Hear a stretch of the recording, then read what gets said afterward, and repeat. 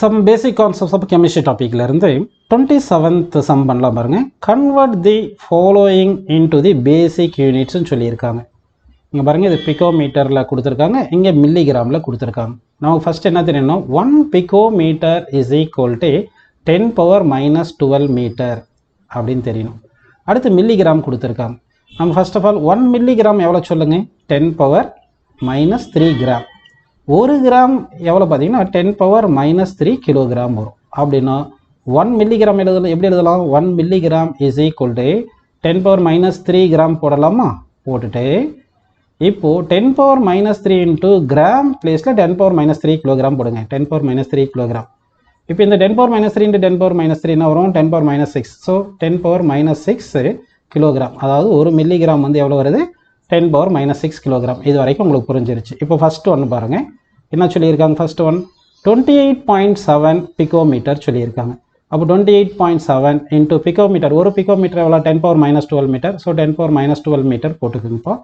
இங்கே ஒரு பாயிண்ட் தள்ளி இப்படி பாயிண்ட் வச்சிங்கன்னா ஒரு என்ன அரௌண்ட் ஒரு இன்ட்டு 10ன்னு போட்டுக்கலாம், கரெக்டுங்களா. அப்போ 2.87 இன்ட்டு 10 இன்ட்டு 10 power minus 12 எவ்வளோ வரும், 10 power minus 11 மீட்டர்னு வரும். சரிங்களா, ஃபர்ஸ்ட் ஒன் புரிஞ்சு.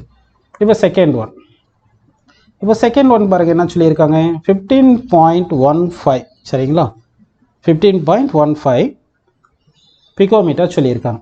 அப்போ 15.15 பிகோமீட்டர், ஒரு பிகோமீட்டர் தான் எவ்வளோ, 10 power minus 12 மீட்டர். திருப்பி நம்ம இங்கே ஒரு டெசிமல் தள்ளி வச்சோம்னா என்ன ஆயிரும், ஒரு இன்ட்டு 10 போடணும். 10 into 10 power minus 12, 10 power minus 11 வந்துடும். ஸோ தட் என்ன ஆன்சர் வந்து பாருங்க, 1.515 இன்ட்டு 10 power minus 11 மீட்டர் அப்படின்னு போட்டுக்கலாம். ஓகேங்களா, சரி.